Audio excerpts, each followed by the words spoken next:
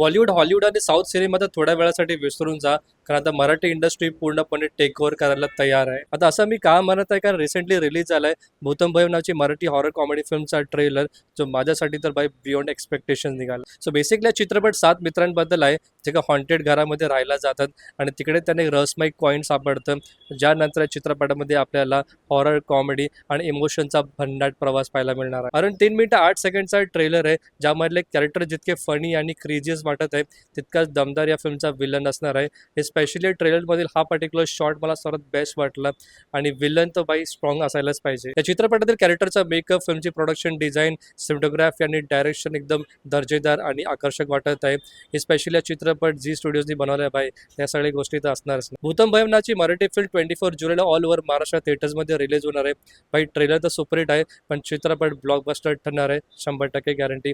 बाकी तुम्हाला ट्रेलर किती आवडले कमेंट सेक्शनमध्ये ऑनेस्टली सांगा.